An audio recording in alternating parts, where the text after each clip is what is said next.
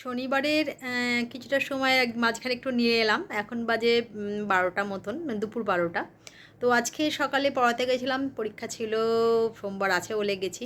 তো teachers day তো আমি এবারে করিনি, যদি অর্ধেক পরীক্ষা শেষ হয়নি, কিন্তু তাদের মধ্যে তারা কয়েকটা আমাকে আজকে গিফট দিয়েছে। যেটাই এই যে টিচার্স ডে গিফট আমি এখনও খুলিনি, কিন্তু তাদের মধ্যে একটা গিফট আপনাদের না দেখালেই নয়। এই যে দেখতে পাচ্ছেন এই ছবিটা আঁকা, আমার একটা স্টুডেন্ট পড়ি বলে একজন ছোট্ট একটা মেয়ে, ক্লাস 5-এ পড়ে, নিচে নাম লিখে দিয়েছে। তো ঈশিতা ওর নাম, ডাকনাম পড়ি। তো খুব সুন্দর আমাকে এঁকেছে, যেটা আমার খুব পছন্দ হয়েছে। আমি এটাকে বাঁধাবো, আমার ইচ্ছা আছে।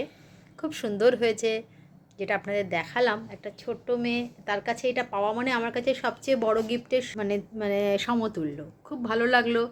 এই ভালোবাসাগুলো না মানে অন্যর থেকে সব কিছু থেকে আলাদা। গিফট তো পাওয়াটা একটা খুবই আনন্দের ব্যাপার, কিন্তু এই যে ও পরিশ্রম করে সামনে পরীক্ষা, তার মধ্যে যে এঁকে আমাকে গিফট করেছে, এটা আমি অবশ্যই ঘরে বাঁধিয়ে রাখবো। যতদিন আমি থাকবো ততদিনই ফটোটা রাখার চেষ্টা করব। খুব ভালো লাগলো। এই ভালোবাসাগুলো অন্য রকমের সঙ্গে কোনো ভাগ হয় না। চলুন আজকে আপনাদের সঙ্গে এটুকুনি শেয়ার করলাম।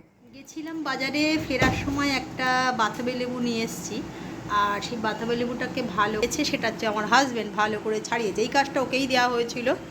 ভালো করে ছাড়িয়ে যেটা মেখেছে হচ্ছে লঙ্কা মেখেছে, নুন আর চিনি ভালো করে মেখে রেখেছি। এবার এটাকে বিটনুন মেখেছে আর একটুখানি লঙ্কার গুঁড়ো আর চিনি, এটাকে এখন খাওয়া হবে। এই সময় বাতাবি লেবুটা প্রচুর পাওয়া যায়, বেশি দামও না। একটা বাতাবি লেবু হয়তো 20 টাকা, 22 টাকা, হারলি 25 টাকা। 25 টাকা বলছিল, 22 টাকা নিয়েছে। তো বাতাবি লেবুটা দেখতে তো খুব ভালোই, এখন খেয়ে দেখবো কেমন হয়েছে। আর একজন বসে গেছে, বলো কি করছিলে? এতক্ষণ এই যে ঘেমে গেছে দেখছেন না, এতক্ষণ কাজ করছিল, খেলে এলো, এসে এখন যেটা হচ্ছে এসি পরিষ্কার করেছে। এসিটাকে পুরো খুলে আপনাদের দেখাচ্ছি।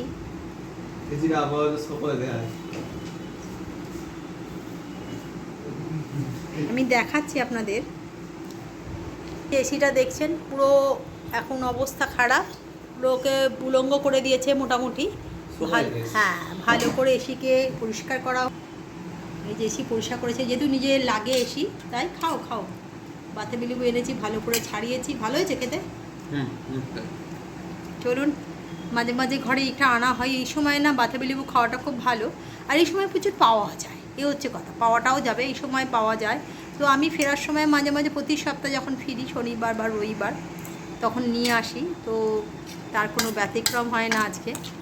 তো সেটাই খাওয়া হচ্ছে। চলুন তারপরে দুপুরে রান্না বান্না হচ্ছে। চলুন দুপুরের লাঞ্চ নিয়ে চলে এলাম। ছেলে এইমাত্র খেলে ফিরেছে। তো খেলে ফিরে আজকে এসি পরিষ্কার করলে আপনাদের দেখালাম। এসেই এসিতে একটু হাওয়া কম বেরোচ্ছিল। তো ভেবেছিলাম সার্ভিসিং লোকে খবর দেবো, বললো না আমি দেখেছি, আমি পারবো। তো যেহেতু ইলেকট্রিক ইঞ্জিনিয়ারিং পড়ছে, তা আরও বেশি বললো আমি চেষ্টা করব। তো করে ভালোই এসি পরিষ্কার করেছে, সুন্দর হাওয়া বেরিয়েছে, প্রচুর নোংরা বেরিয়েছে। ওর মতন করে দারুণ সুন্দর করেছে। তারপরে এখন স্নান টান করে একেবারে শ্যাম্পু করে ফ্রেশ হয়ে ওর জন্যে যেটা দুপুরে এলাম, ভাত করেছি, ঝুড়ি ঝুড়ি আলু ভাজা, ডাল করেছি, পোস্ত করেছি আর দই মাছ। এটাই হচ্ছে আজকে দুপুরের লাঞ্চ।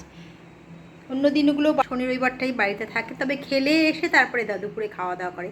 ফিরতে ফিরতে এখন 2:30 হয়ে গেছে।